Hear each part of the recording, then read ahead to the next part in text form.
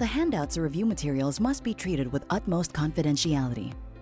It shall be the responsibility of the person whose name appears therein that the handouts or review materials are not photocopied or in any way reproduced, shared, or lent to any person or disposed in any manner. Any handouts or review materials found in the possession of another person whose name does not appear therein shall be prima facie evidence of violation of RA 8293. Top-notch review materials are updated every 6 months based on the current trends and feedback. Please buy all recommended review books and other materials. Last module, Module 8, Hema and Special Topics Physiology.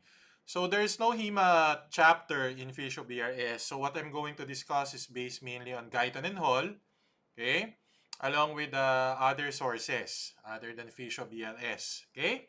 So if you look at whole blood, okay, you're basically going to see there, okay, plasma or serum plus its components, the cells, okay, cells, proteins, etc. Okay, so plasma is not synonymous with the term serum.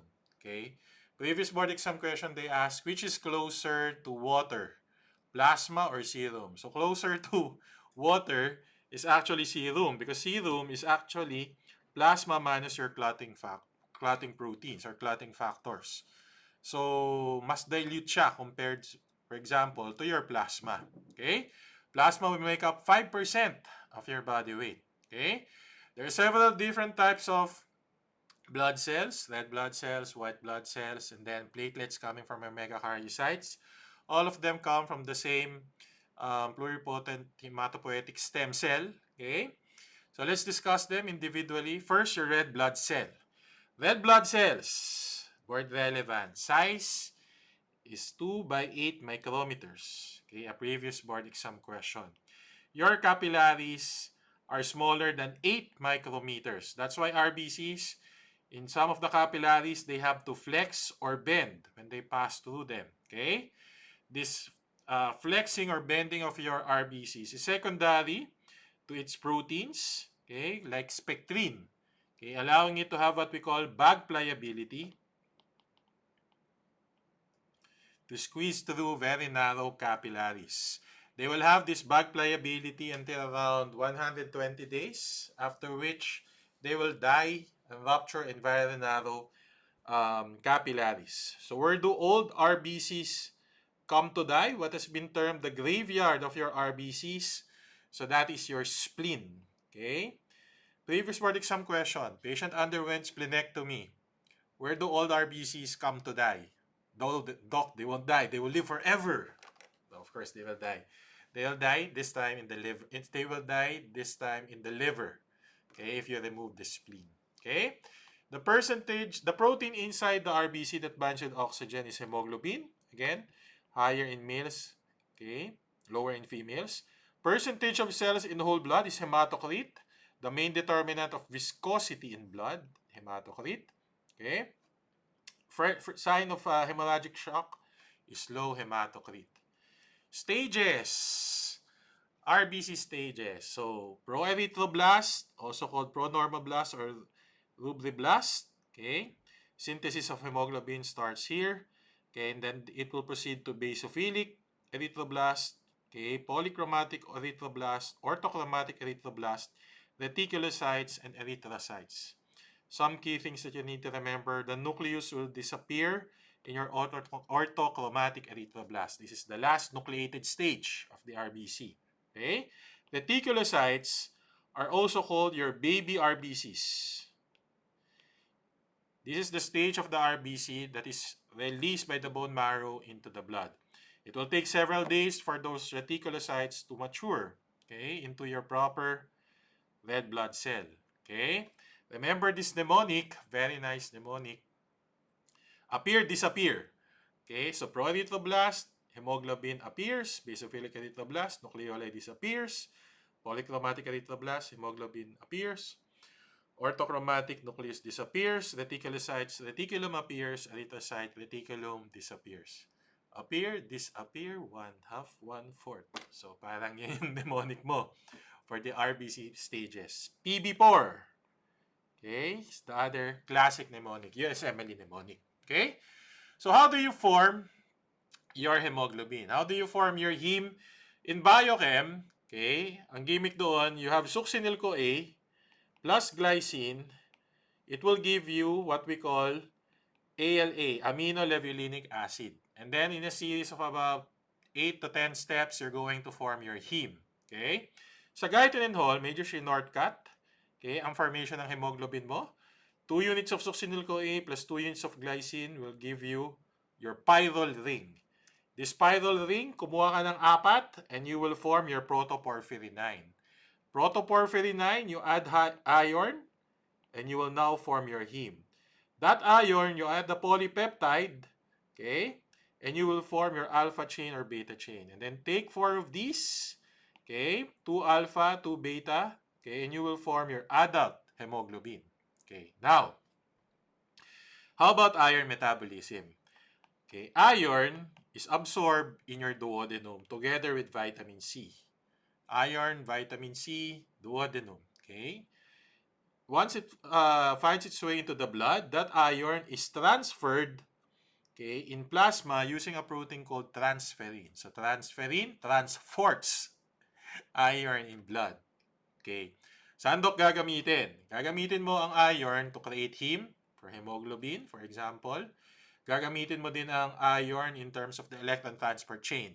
So usually yon, okay, for electron transport chain or for heme. Kapag ngayon may sobra kang iron, so pag sobrang iron mo, excess iron is stored first in a storage protein that we call ferritin. Ferritin is found in the liver. It's a protein that stores iron found in the liver. That's why the liver is very rich in iron. Okay? Next, ferritin stores are limited. So, beyond the, if you're, pag, ano na, lahat ng ferritin mo, nagamit mo lahat mo na to store iron, then you still have excess iron. Excess iron now will be stored in your secondary storage protein that we call hemosiderin. So hemosiderin is found outside of the liver. For example, you can find it in macrophages. So key terms to remember, transferrin, ferritin, hemosiderin. Transferrin, transport of iron in blood. Ferritin, main storage protein for iron found in the liver. Hemosiderin, secondary or supplemental storage protein for iron found outside of the liver. Okay? Next, innate versus adaptive immunity. When I tell my students innate and adaptive immunity, I give them an analogy. I tell them the innate immunity is like the security guards. Adaptive immunity, para siyang SWAT team. Ang security guards, sila ay first line. Okay? Sila yung, hindi ka na maglalagay ng SWAT team sa building eh. Lalagay mo dyan security guards. Ang security guards, non-specific ang tinatarget. Dapat ready sila sa magnanakaw, ready sila sa hold-upper, ready sila sa scammer, ready sila sa bad people, good people. Ready sila dapat for anything. Okay? So, they are non-specific. Okay? Ang mga security guards natin. So, their first line, non-specific. They are less powerful compared to adaptive immunity. Okay? Ang security guard, less on training. Okay? Hindi kasing galing ng SWAT team natin. Okay? So, your innate immunity, okay, is non-specific, first line, okay, usually not sufficient, okay, kasi less powerful, okay, and ang key thing to remember sa innate immunity is non-lymphocyte mediated. Hindi siya B-cell, T-cell mediated. Compare that with adaptive immunity, your SWAT team. Adaptive immunity, okay, they are very specific. Ang target lang nila talaga hostage situation o kaya tawag dito, may magnanakaw na may terrorist attack, ganito, ganyan. So, SWAT team is very specific. Okay? It's not first line. They will require prior exposure or training. Okay? But they are more powerful. They're better. They're lymphocyte mediated. Okay? So, adaptive immunity is second line, specific, requires prior exposure, okay? So, they require training, more powerful, and they are lymphocyte mediated. There are other things listed in your handout, but probably for now, those are the most important. Okay. Now, white blood cells. White blood cells, we have several types. First, let's talk about your granulocytes. When you hear the term granulocytes are white blood cells with intracellular granules. So what are your granulocytes? It's your basophils, eosinophils, neutrophils. Okay, so let's discuss. Baso, eo, neutro. Neutrophils have a multilobulated nucleus, around 3 to 5, okay, lobes per nuclei, per nucleus. Neutrophils are the most common type of white blood cell. Okay, when you hear the term neutrophils, think of two things: bacterial infection and acute inflammation. Okay, chronic inflammation, you think of macrophages. Acute inflammation, you think of neutrophils. Okay, bacterial infections, you think of neutrophils. Eosinophils are bilobulated. Okay, they're involved in, previous board exam question, parasitic infections and allergies. Basophils are bilobulated and blue. If eosinophils are bilobulated and pink, basophils are bilobulated and blue. Basophils, previous board exam question, the least common white blood cell. Basophils will release H&H, histamine and heparin. So this is the one involved in inflammation. Okay, basophils. Basophils, the equivalent in tissues. Okay, we have an equivalent called mast cells. Okay, monocytes are immature. They are found in the blood. Macrophages come from monocytes. Macrophages are mature. They are found in the tissues. So let's talk about first monocytes. Monocytes, previous board exam question. Trivial. Your monocytes will have a large kidney-shaped nucleus. Previous board exam question. It will have a frosted glass or ground glass cytoplasm. Another previous board exam question. Okay? Monocytes are the largest of white blood cells. They will mature to macrophages in the tissues. Okay? Macrophages found at different sites will have different names. What do you call, for example, the macrophage of the brain? Microglia. The macrophage of the bone? Osteoclast. The macrophage of the lungs? Dust cells. The macrophage of the liver? Kupffer cells. And the macrophage of your skin and soft tissues? Okay, Langerhans. Finally, we have platelets. Platelets are not cells. Platelets, they come from broken pieces of megakaryocytes. So megakaryocytes, when they break up into small pieces, you will form platelets. Platelets literally means platito, small plates. So platelets, they have that appearance, broken pieces of plates coming from your megakaryocytes. So these platelets will have a lifespan of around 7 to 10 days. Innate immunity, again, first line, non-specific, non-lymphocyte mediated. Walang B cell, T cell, okay, na involved. So how does it work? So for example, nadapa kayo at may pumasok na bacteria doon sa wound, sa site of injury. Okay? There are several lines of defenses. First, second, third, and fourth. First line, tissue macrophages existing at the site. Anong gagawin? Ipaphagocytize yung kalaban, for example, bacteria. Second line of defense are neutrophils. Neutrophils, they act similar to your macrophages. Okay, they can swallow bacteria, phagocytize bacteria, although they are not as strong as macrophages. Third line of defense is that you convert your monocytes into macrophages. Okay, and last line, okay, is to increase your monocyte and granulocyte production. So it makes sense. Neutrophils and macrophages ang panlaban mo. First line, already existing macrophages. Second line is neutrophils. Third line, okay, convert your monocytes to macrophages. Fourth line, increase your monocytes. Okay? Now, antibodies. Antibodies can cause lysis of the enemy, like bacteria. But most of the time, your antibodies will merely serve as marker, telling complement proteins where to go and what to kill. Okay? So, pwede kang mag-cause ng lysis, pwede kang mag-cause ng destruction ng kalaban with antibodies. But most of the time, the antibodies, when they bind to the antigen, they merely serve as markers telling complement proteins where to go, who to kill. Complement proteins are the ones actually that will finish the job. So, antibodies will have a variable portion, okay, and a constant portion. That variable portion will determine their specificity to a given antigen. The term antigen literally means antibody generating. Okay?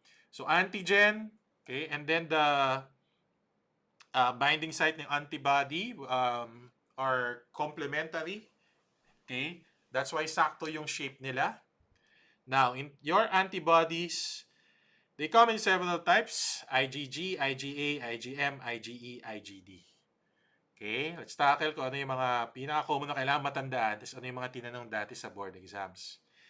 IgG, IgA, IgM, IgE, IgD. Okay, primary response. Okay, primary immune response, IgM.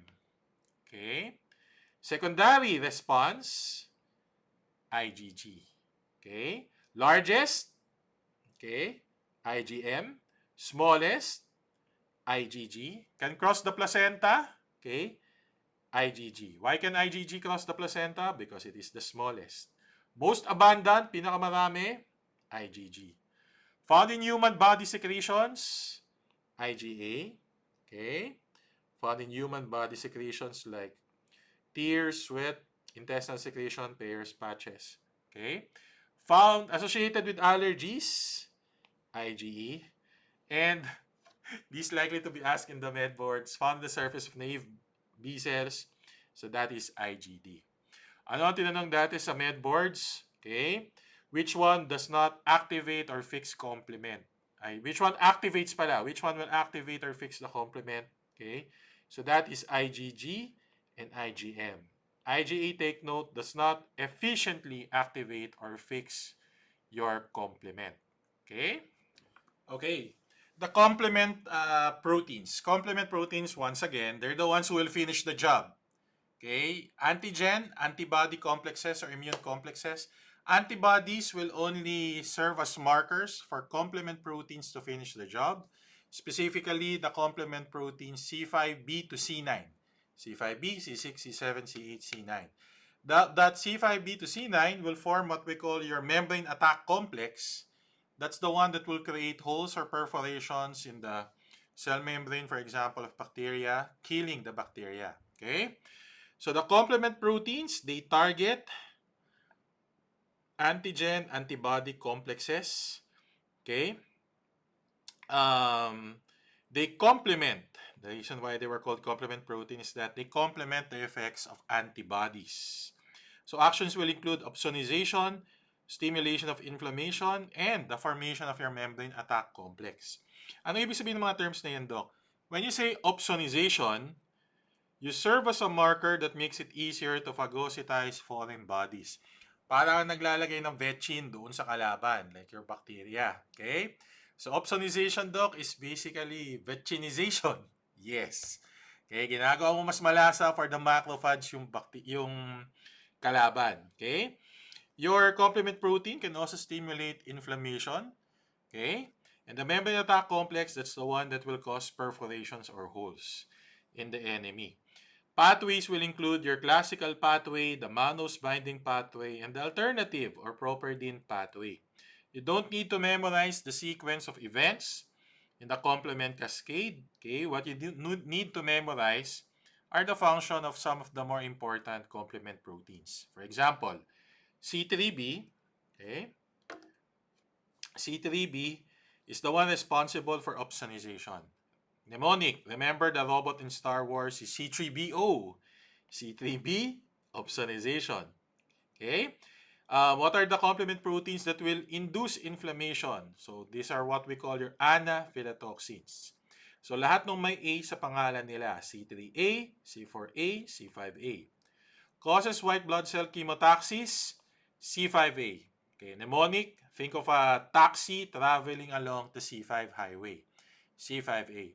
And finally, the most board relevant, the members of the membrane attack complex or MAC, the one that will actually kill the enemy, C5b to C9.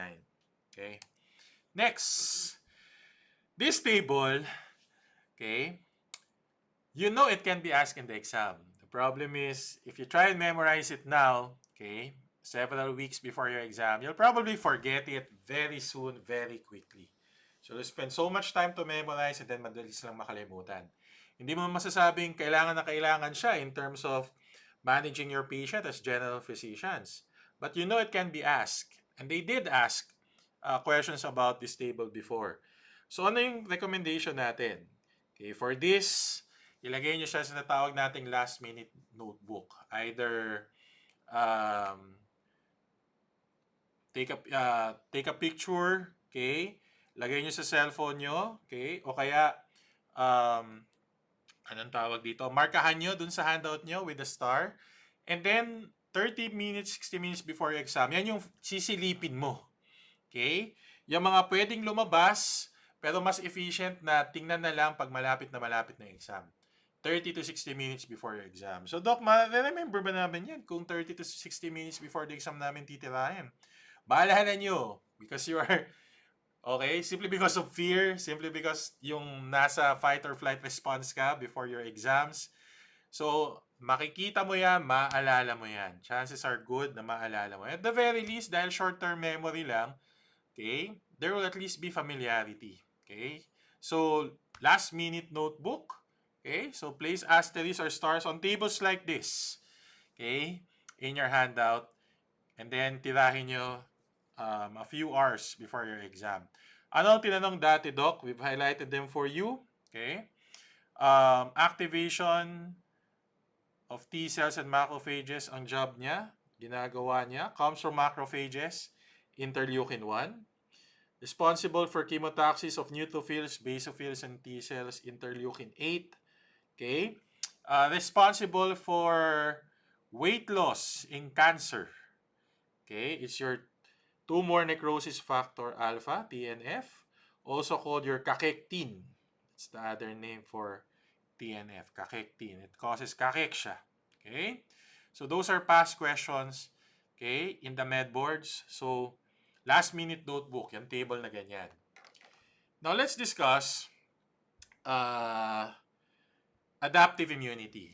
I'm going to discuss adaptive immunity in a story para mas madali niyong maalala.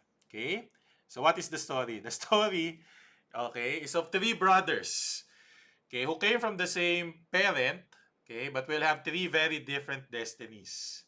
The three brothers are, let's give them names, Bobo cell, that's your B cell, Talino cell, that's your T cell, CD4, and your Manong guard, which is your monocyte. Okay? So one day, there were three brothers who came from the same parents. Si Bobo cell, Talino cell, and si Manong guard. Okay? Si Bobo cell, bum lang, nandun lang siya sa bahay, chillax lang siya forever. Si Talino cell, one day, ang magiging destiny niya, magiging siyang general ng Armed Forces of the Philippines. And si Manong guard will become a guard assigned in Zambales. So what's the story? Okay? One day, there were three brothers. Okay, among the three, the smartest and the hardest working is si Talino cell. So among the three, si Talino cell lang ang pumunta sa Taimus University. Siya lang ang nakatapos ng college. Okay? So sa Taimus University, pangarap niya maging general. He entered that military school called the Taimus University. Ang Taimus University, ang pinakamalupit na university sa buong mundo. Why? Ang passing rate nila sa Taimus University is just 10%. At ano mangyari pag bumagsak ka sa Taimus University? Okay, you are told to commit suicide. You are told to commit apoptosis. So ano daw ang curriculum nila sa Taimus University? Sa Taimus University, all day, yung mga candidate T cells natin are given what we call self-antigens. Basically, proteins coming from the various parts of the body. Ang dapat na mangyari is hindi sila dapat mag-react.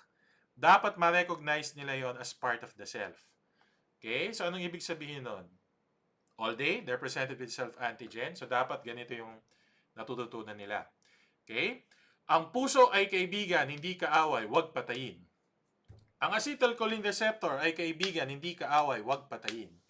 Ang joints ay kaibigan, hindi kaaway, huwag patayin. Pag may tatanga-tanga doon nagsabing, ang puso, kalaban, patayin, patayin. Ay, tanga. Bobo, commit suicide right now. Okay? So, ganong kalupit ang Timos University. Okay? 10% lang pumapasa dyan. Okay? However, every once in a while, may nakakalusot na cheater. So, what will happen pag may nakalusot na cheater sa Timos University? O, tingnan natin. Ang puso ay kalaban, hindi kaibigan, patayin, patayin. You will now have rheumatic heart disease. Ang acetylcholine receptor ay kalaban, hindi kaibigan, patayin, patayin. You will now have myasthenia gravis. Ang joints ay kalaban, hindi kaibigan, patayin, patayin. You will now have rheumatoid arthritis. So what do I mean by this? The basis for all your autoimmune diseases, pare-parehas lang. Basically, yung mga T-cells mo nagre-react to your self-antigens. Yung mga T-cells mo na dapat namatay sa Timos University, hindi namatay. So now they are attacking your own cells. Okay? So, let's continue the story. Okay? Natapos si Talino Cell, si Kuya Talino Cell, valedictorian ng Timos University. So, decades passed. Okay? After several decades, Talino Cell, Kuya Talino Cell is now the commanding general of the Armed Forces of the Philippines. Kapatid niya, much younger than him, si Bobo Cell, nandoon lang, bum sa bahay, nagpe-PlayStation all day. Si Macrophage, naging security guard naman, assigned sa Zambales. So what's the story of adaptive immunity now? Okay? One day, okay, there was a fully armed Chinese soldier spotted by Manong Guard in Zambales. So one day, nagkaroon ng sugat, pumasok yung bacteria, okay, dun sa site na yon, na-encounter niya yung tissue macrophage. So ngayon, si Manong Guard natin, nandito sa Zambales, nakita yung fully armed mainland Chinese soldier. Okay, buti na lang nag-iisip. Okay, inupakan niya kaagad yung kalaban. Sabi niya, okay, may fully armed Chinese soldier tayo. Isa dito sa Zambales. So malamang scout to. Malamang i-invade na tayo ng China. It's just the start of the invasion. So kailangan ko itong i-present kay Kuya Talino Cell, i-present kay General para ma-activate ang Armed Forces of the Philippines. So anong ginawa ngayon ni Manong Guard? Okay? Dinala niya yung kalaban, yung binugbog niya na fully armed mainland Chinese soldier. Okay? Then proceed siya. Nagmamadali siyang pumunta sa Manila coming from Zambales. Kinatok niya kaagad si General. General, inatake na tayo ng China. Inatake na tayo ng China. Anong ginawa ni Kuya Talino Cell? Sinampal niya yung kapatid niya. Wapak! Gago ka! Hindi ka marunong rumispeto. Sumaludo ka na matino. Sorry, sir. Interleukin 1! So, interleukin 1, ang pangsaludo ni macrophage dito kay Talino cell, kay T helper cell. It's going to be secreted as it presents the antigen to your Talino cell, stimulating the T helper cell. Okay?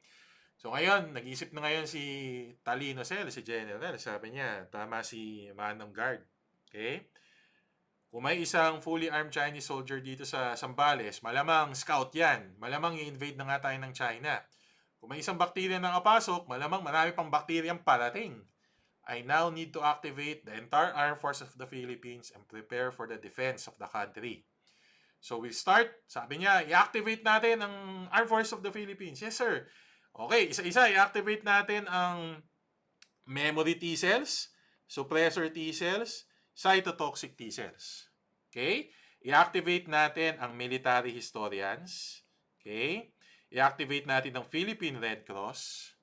At i-activate natin ang Scout Rangers of the Philippines, our very best soldiers.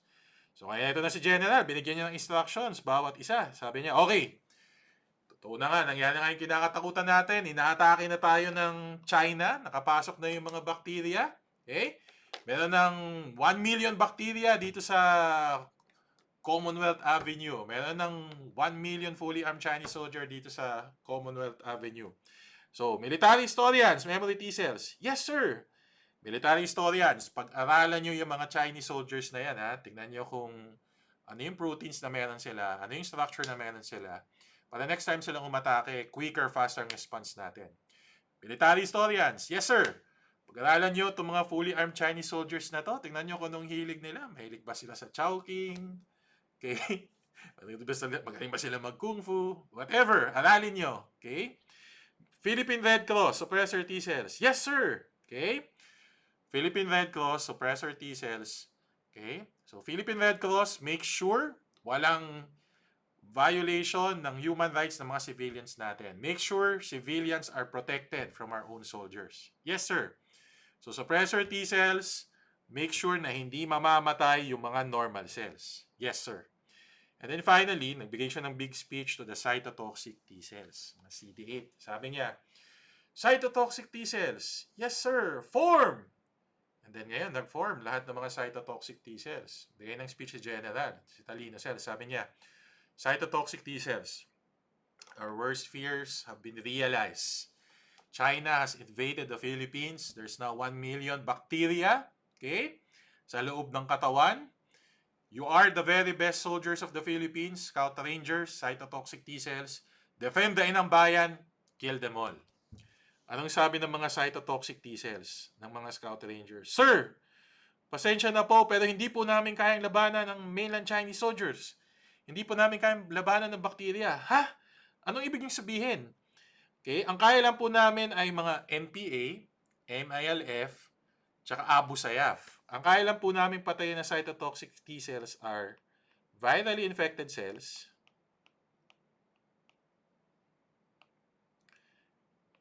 cancer cells, and transplanted cells. Ang kaya lang po namin ay NPA, MILF, Abu Sayyaf. Hindi po namin kaya ang mainland Chinese soldiers, mga foreign soldiers. Ngayon, nagulantang ang mundo ni Talino Cell, ni General. Sabi niya, oh no, my very best soldiers, okay, cannot kill bacteria, cannot kill the mainland Chinese soldiers. Anong gagawin ko? Buti na lang binulugan siya ng aide camp niya. Sabi niya, boss, may pag-asa pa tayo. Meron pa tayong reserve forces. O nga no, mga ROTC, sino ang head ng reserve forces? Boss, kapatid niyo si Bobo Cell. Oh no! O sige, wala. Kapit patalim eh. So, kailangan natin i-activate ang reserve forces. Anong ginawa ni Talino Cell? Minessage niya yung kapatid niya. Okay? Tinext niya, Bob, come here. So, si Bob, si Bobo Cell, nandun sa bahay, nagpi-PlayStation, hindi nakita yung text. Okay? Sinubukan niyang tawagan. Kring, kring, kring, kring, kring, kring, kring, kring. Okay? Enjoy na enjoy sa PlayStation. Nanood pa ng konting Netflix. Wala, hindi pa rin nag-respond. So finally, pinuntahan na sa bahay ni Talina Cell yung kapatid niya, kinatok. At doon finally lumabas yung kapatid niya. Tinext, tinawagan, kinatok sa pinto. So tatlong tawagan, interleukin 4, interleukin 5, interleukin 6. Bobo eh, kailangan daming mechanisms eh. Hindi ka tulad ng mga Talino Cell, isang tawagan lang, interleukin 2. So ano ngayon sinabi ni Talino Cell kay Bobo Cell? So nag-usap yung dalawang magkapatid. Sabi ni Talino Cell, okay, Bob. Yes, kuya. Bob, kailangan mo na magbagong buhay. In-invade na tayo ng China. Meron ng 1 million fully armed mainland Chinese soldiers dito sa Commonwealth. May bakterya na rito sa loob ng katawan. Kailangan ka namin. Magbagong buhay ka na. Ngayon, buti na lang si Bob, kahit hindi siya ganun katalino, ginintuan yung puso. So sabi niya sa kuya niya, yes kuya, para sa'yo at para sa inang bayan, magbabago ako. So ngayon, nagbago siya. Transform! At nag-transform siya into a military historian for quicker, faster response next time. Okay? At nag-transform din siya into, boom! Okay? Filipino action star. Siya ay naging plasma cell. At ngayon, maraming bomb sa Pilipinas, so maraming plasma cell na produce. Marami ngayong Filipino action stars na na-produce. Nandiyan na sa Commonwealth. Kung may 1 million bacteria, 1 million Chinese soldiers on one side of Commonwealth, kunwari may 1 million Chinese soldiers, may 1 million Filipino action stars din on the other side of the Commonwealth. So, nandiyan sina Ronnie Ricketts, Tony Alarcon, Bong Revilla, okay? Coco Martin, okay? Lahat ng mga Filipino action stars. So, kaya nagbigay ng instruction si General, si T. Helper Cell. Sabi niya kay Plasma Cell, Filipino action stars, yes sir! Okay? You are the only hope of our country. Okay? China has invaded us. They're here. Okay? We need your help. Shoot well, kill them all. So ngayon nagwala. Imagine mo 1 million Filipino action stars, nagwala. Kinuha yung magagandang baril nila, pinagbabaril yung kalaban. Babababababa. So ngayon, ang mga bala nila are the antibodies. Okay? So in the plasma cells, they are activated B cells. They will secrete the antibodies. The antibodies now will bind with the antigen. So ngayon, itong bobo cell natin, naging plasma cell, Filipino action star, binaril yung mga fully armed Chinese soldiers sa other side ng Commonwealth. Kaso, wala bobo talaga eh. So nangyari at the end of the day, lahat ng 1 million Chinese soldiers may tama. Pero yung tama nila is nasa shoulder, nasa big toe, anywhere other than the heart and the brain. So buhay pa yung mga Chinese soldiers, dumudugo lang. May marka lang, may bala sa loob ng katawan, pero buhay pa din.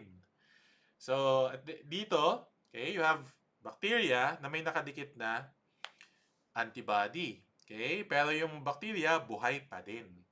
So ngayon, sabi ni Talina Cell, okay, we need to finish the job. Inumpisa ni Bob ng mga Filipino action stars natin, tawagin ang Dogs of War. So naglabas sila ng 1 million na askal. So binigyan na yung instruction nila General yung mga askal. Okay, askal, tapusin nyo ang sinimula ng mga plasma cell ng mga Filipino action stars natin. Okay, eto yung mga bimpo galing sa Chowking. Okay, ganito yung mga fully armed Chinese soldiers nyo. Attack them. Okay. Complement proteins, you target antigen, antibody complexes.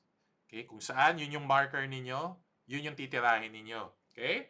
So ngayon, pinakawalan yung 1 million na askal. Okay, ginawa ng askal, tinarget lahat ng mga tinamaan ng bala.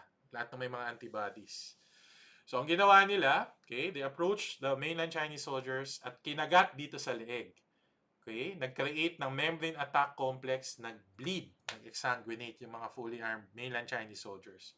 So in the bacterial cell wall, pumutok, nagkaroon ng perforations or holes sa bacterial cell membrane. End of the day, 1 million dead mainland Chinese soldiers.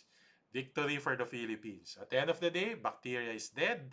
Okay, victory for our immune system. So thank God for your adaptive immunity. The next time it happens, the next time they try to invade, our response will be much better, much faster. Okay? So, mnemonic lang yun, guys, ha? It's a story for you to remember the mechanisms ng adaptive immunity natin. I hope you enjoy. I hope walang ma-offend. Okay? Let's proceed. Next. So, in terms of blood typing, there are actually hundreds, thousands of proteins that can possibly cause an immune reaction, okay, from blood transfusion. However, the one that will most commonly trigger this are the OAB blood groups and the RH system. Okay? What does it mean to have a type A blood? Type A ka kapag meron kang N-acetylgalactosamine sa RBC membrane. Type B ka pag meron kang galactose sa RBC membrane. AB ka pag meron kang pareho na to sa RBC membrane. And type O ka pag wala. Okay? RH system. When you are RH positive, it means you have another antigen called capital letter D antigen. May small letter D kasi. RH negative ka if you don't have that capital letter D na antigen. So how do we do blood typing? A previous board exam question. We place blood into two samples. One containing anti-A, the other containing anti-B. And then we observe kung magkakaroon ng clumping. Pag walang clumping for both, blood type O yun. Pag may clumping lang with A, A. Pag may clumping lang with B, B. Pag may clumping with both, AB. The universal donor is blood type O. Okay? The universal recipient is blood type AB. Okay? Steps in hemostasis now. Kapag nagkaroon ka ng sugat, okay, na-rupture yung blood vessel, what will happen? We need to repair that, otherwise the patient will die from exsanguination. So there are several steps in hemostasis. The first step is vascular constriction. Vascular constriction is secondary to, previous board exam question, local myogenic spasm. Okay? And the secretion of endothelin-1. That will vasoconstrict the arterioles, prevent further exsanguination. Okay? The next step, second step, is the formation of a loose platelet plug, what we call primary hemostasis. In the blood vessel wall, there is a protein here buried deep inside the vessel wall that should not be exposed to blood. We call that your von Willebrand factor. Like a treasure buried underneath the ground, Hindi dapat siya na-expose sa blood. Kapag nagkaroon ka ngayon ng rupture sa blood vessel, na-expose yung von Willebrand factor. Pag na-expose yan, okay, didikit yan sa platelets mo using the glycoprotein 1b of platelets. So you will now have what we call platelet adhesion. So, if this is the ruptured blood vessel, platelet adhesion means kakapit dito sa ruptured vessel wall via von Willebrand factor and glycoprotein 1b. The next step is platelet activation, which basically means mag-change ng shape itong mga platelets mo. Okay? Next sub-step is platelet aggregation, wherein you have one platelet binding with another platelet. They will bind using this mechanism. Okay? They will utilize a plasma protein called fibrinogen. Okay? That fibrinogen will link two platelets together via the glycoprotein 2b3a. Glycoprotein 2b3a ng platelets, ibabind nitong fibrinogen.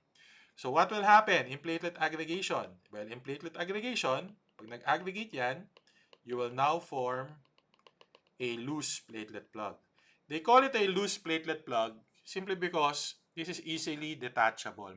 Mabilis matangkad. It's not very strong. It's loose. That's why you need to do the third step, which is blood coagulation. Blood coagulation, okay, haba-haba nakasulat dyan sa handout ninyo.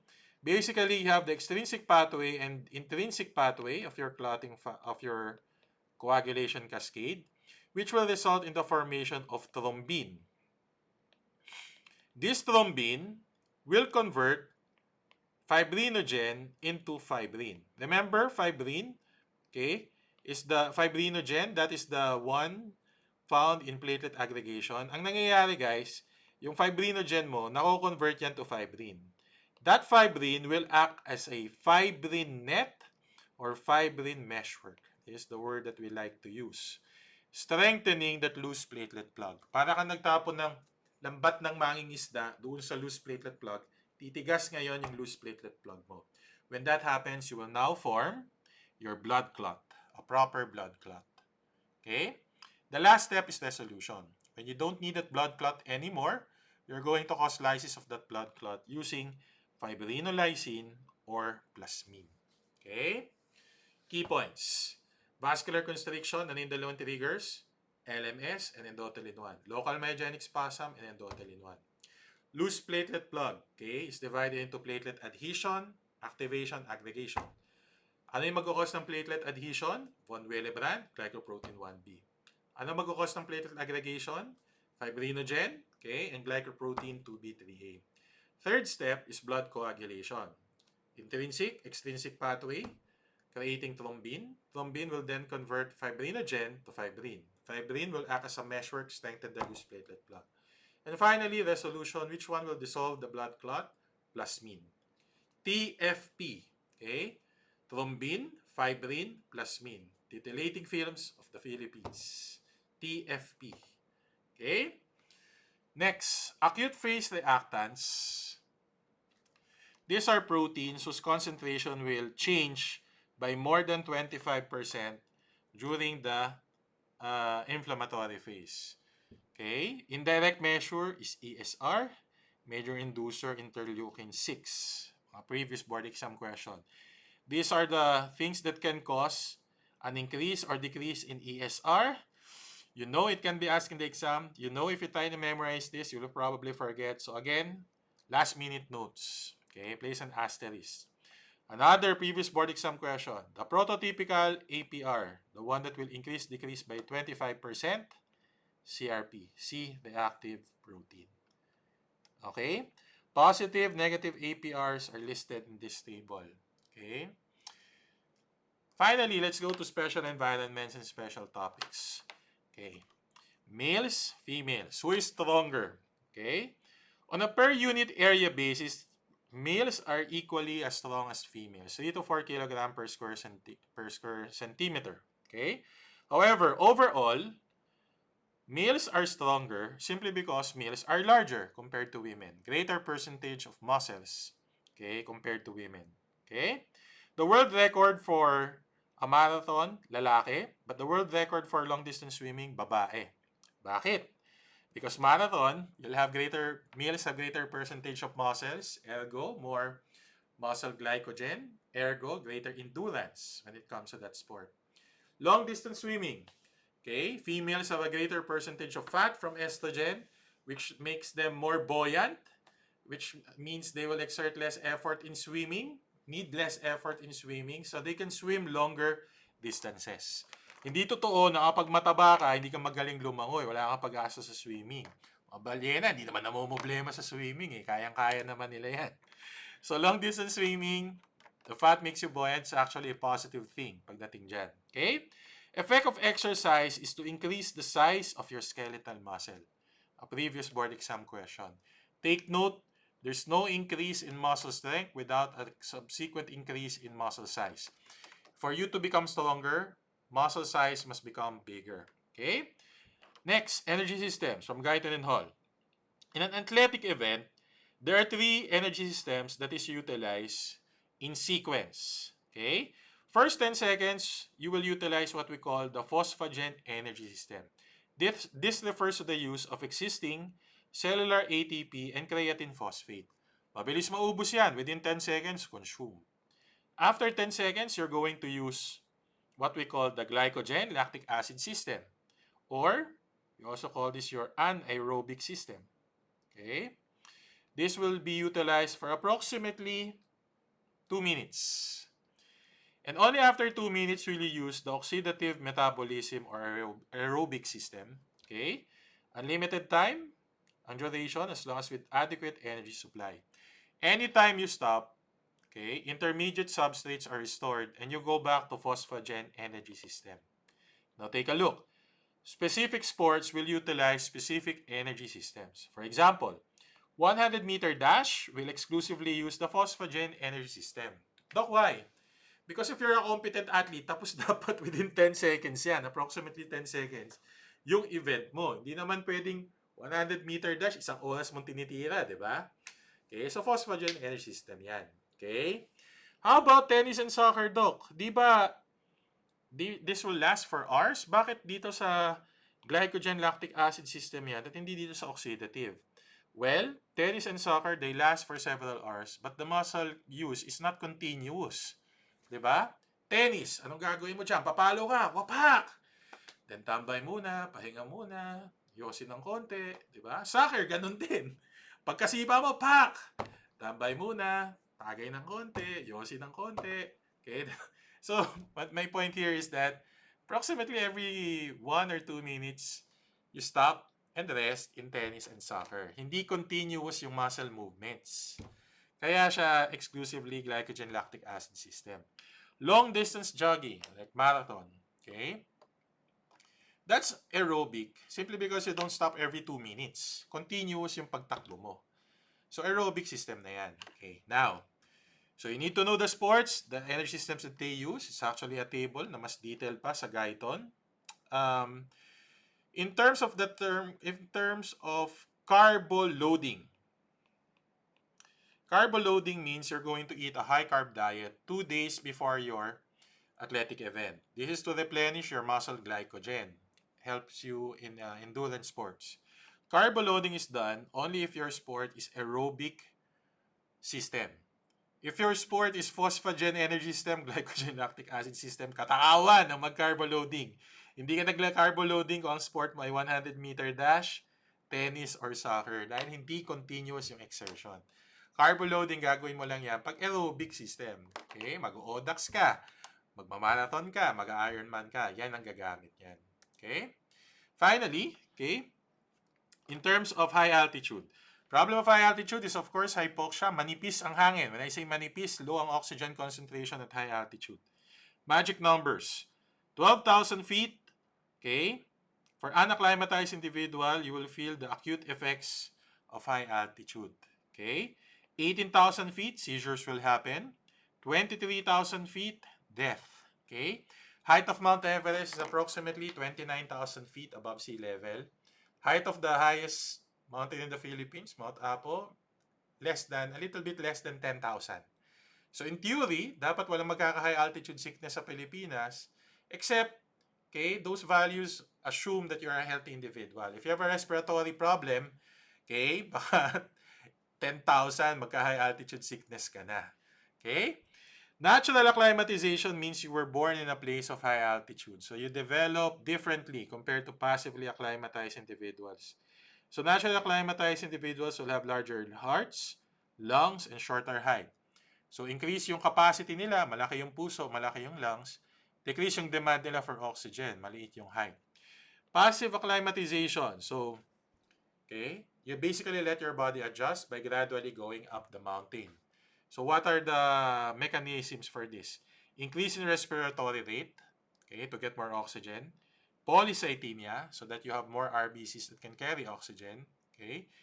Increase diffusing capacity for oxygen, so more oxygen basically.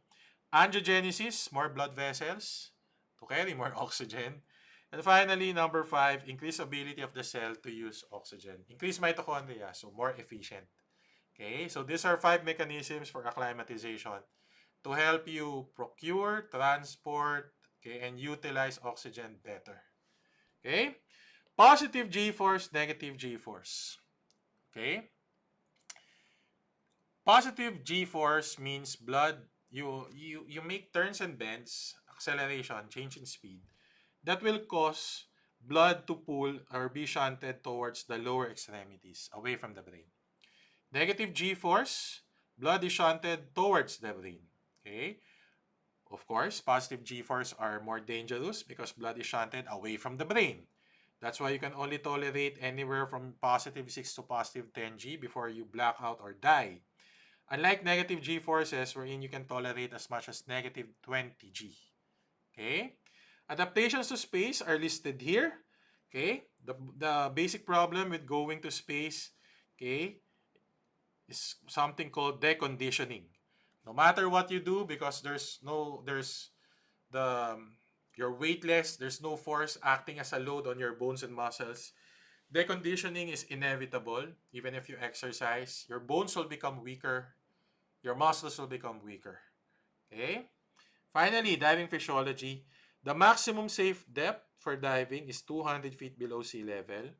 Rapid ascent will cause nitrogen that is normally dispersed in your blood to coalesce and then block blood vessels.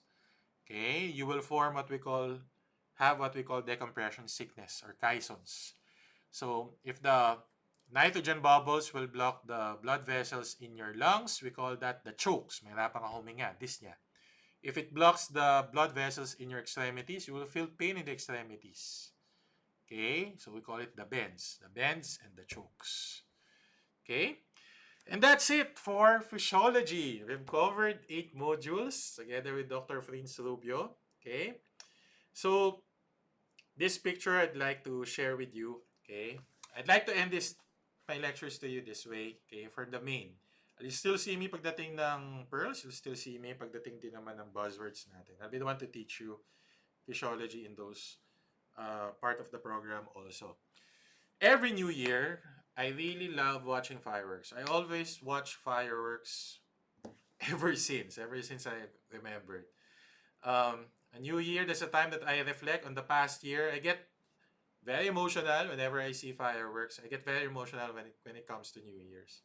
So, several years back, pre-pandemic, there was this one very beautiful fireworks display that I watched. Forgot where it was. But it was so beautiful. Napaisip ako, sabi ko, gusto ko ba yung mga estudyante ko maging ganito, maging fireworks? Because you should have seen those fireworks. Those fireworks were so nice, so beautiful. And then after about 1 or 2 minutes of introspection, I told myself, no, I don't want my students to be like fireworks. I will never teach my students to be like fireworks. Why not, Doc? Fireworks are beautiful. Fireworks are colorful. Fireworks, they turn the night into day. Okay? Fireworks are so lovely. Okay? But fireworks are transient. Fireworks, their light will burn out very quickly. I will never train you to become fireworks, guys. I will train you to become fireworks as doctors. Instead, my dream for you, my dream for everyone watching this video right now, is to train you to become stars. Forever bright, forever shining. A guide to other people. Okay? May you glow as bright as the stars. Okay? And may you train in the next few weeks to become what you are destined to become. Stellar physicians. Top-notch MDs. Top-notch licensed MDs. With that, good luck, God bless, conquer the world. I'll see you soon. Thank you so much.